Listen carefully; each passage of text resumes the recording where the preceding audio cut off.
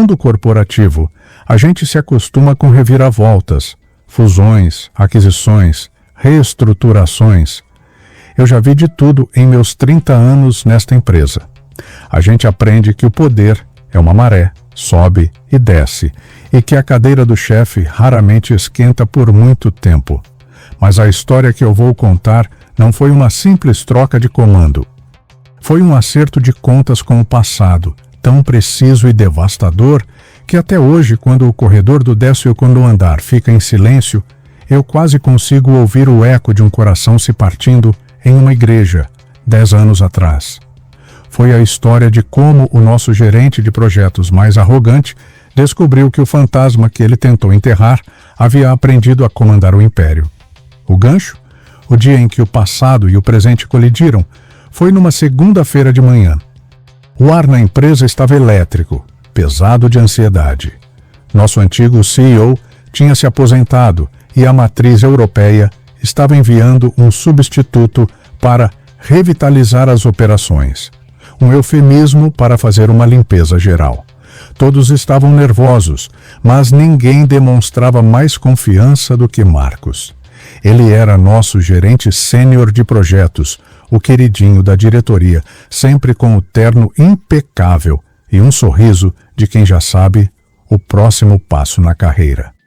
Ele circulava pelo andar, distribuindo apertos de mão firmes, posicionando-se para ser o primeiro a impressionar o novo chefe. Às 10 da manhã, a porta do elevador executivo se abriu, e de lá saiu ela.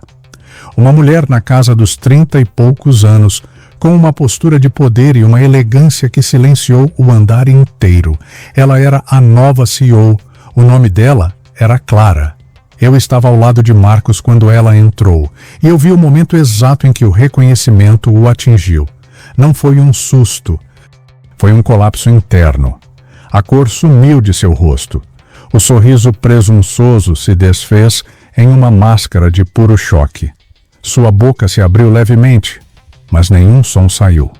Ele parecia um homem que viu um fantasma, e de certa forma, ele viu. O fantasma da noiva pobre que ele abandonou no altar 10 anos antes estava ali, na frente dele. E ela não era mais uma noiva, era a nova dona do poder. Para entender o tamanho daquele terremoto, é preciso voltar no tempo. 10 anos atrás, a história de Marcos e Clara era um daqueles romances de faculdade que pareciam perfeitos demais. Ele, filho de uma família tradicional, cheia de sobrenome, mas com as finanças já em declínio. Ela, a aluna mais brilhante do curso de engenharia, bolsista, vinda de uma família humilde, mas com uma inteligência e uma determinação que ofuscavam qualquer um. Eles se apaixonaram de verdade, ou pelo menos era o que parecia.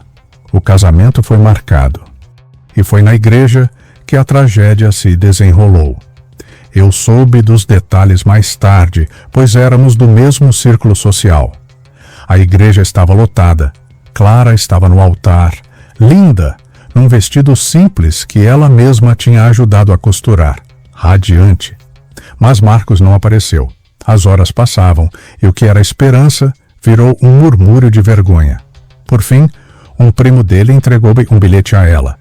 Não era de Marcos, era da mãe dele, Dona Esther, uma mulher que media o valor das pessoas pelo saldo bancário. O bilhete era curto e brutal.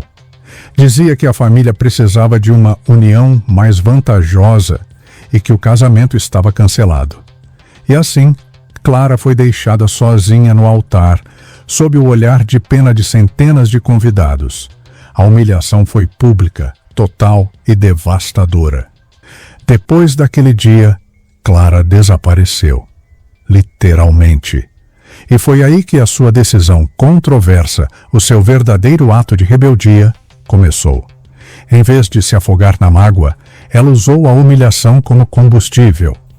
Ela conseguiu uma bolsa de estudos para um mestrado na Alemanha, uma oportunidade que antes pensava em recusar para se casar com Marcos. Ela partiu sem dizer adeus a ninguém. Eu soube, por um antigo professor em comum, que os primeiros anos foram incrivelmente difíceis.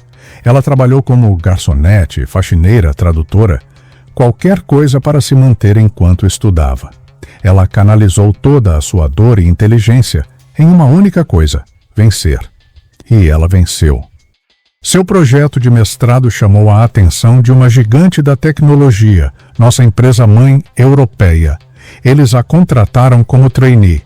E lá, longe de tudo e de todos que a conheciam, ela começou uma ascensão meteórica. Seu nome, Clara, tornou-se sinônimo de eficiência e visão de futuro nos corredores da matriz. Enquanto Marcos subia na filial brasileira usando os contatos da família de sua nova e rica esposa, Clara subia na Europa usando apenas sua própria competência. Ela não estava se preparando para uma vingança. Ela estava se preparando para ser a melhor, ponto final. A vingança seria apenas uma consequência. A primeira reunião da nova CEO com a diretoria foi onde o segredo do seu poder começou a ser revelado. Marcos estava na sala, pálido, tentando manter uma fachada de profissionalismo. Clara entrou, sentou-se à cabeceira da mesa e o ar ficou denso. Ela não dirigiu a ele um olhar sequer que denunciasse o passado. Ela foi pura e simplesmente a chefe. E uma chefe assustadoramente competente. Com uma precisão cirúrgica, ela começou a dissecar a nossa operação, com dados e números que o nosso antigo CEO jamais dominou. E então, ela chegou ao departamento de projetos, o reino de Marcos. Com uma calma glacial, ela projetou no telão os resultados do último grande projeto dele e, pergunta após pergunta, ela desmontou a narrativa de sucesso que ele tinha construído. Expôs as falhas de planejamento, os orçamentos estourados, os prazos perdidos que foram maquiados nos relatórios.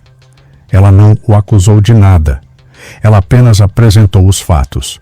O segredo que ela revelou naquela sala não era que eles tinham um passado. Era que ele era um profissional medíocre e ela, brilhante. A humilhação dele não foi pessoal, foi profissional e, por isso, muito pior.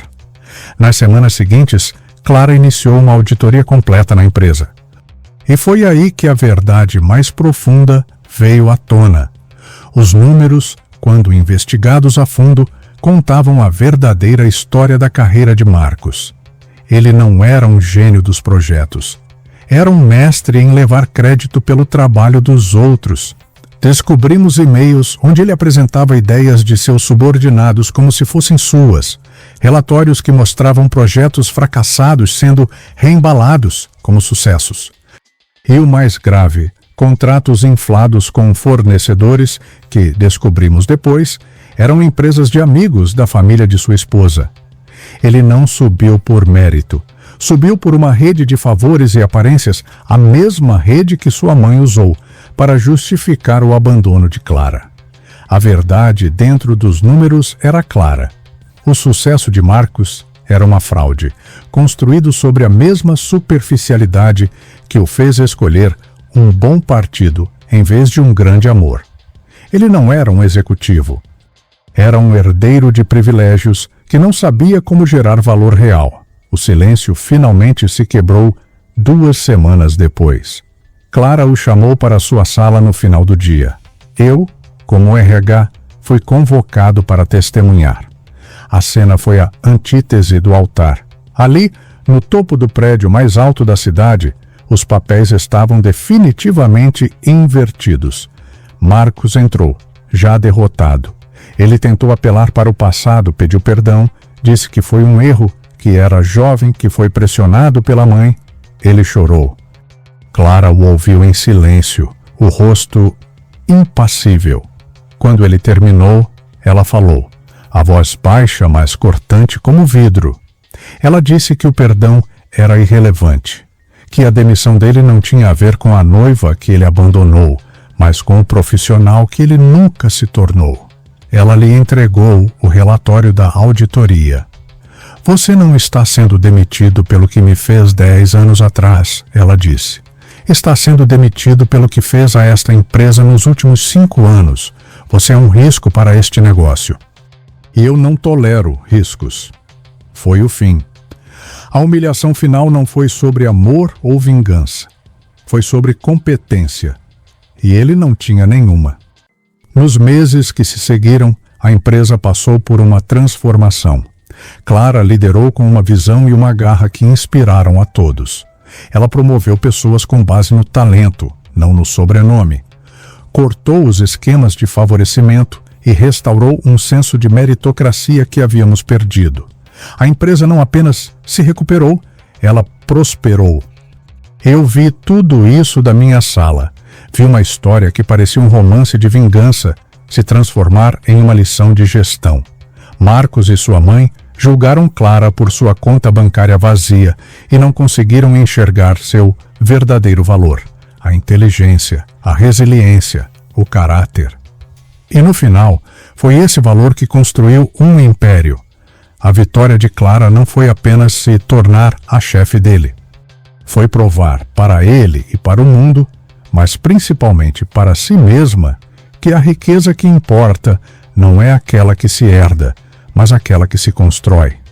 Ela não voltou para se vingar. Ela voltou para tomar o lugar que sempre foi dela por direito, não por casamento, mas por puro e inquestionável mérito.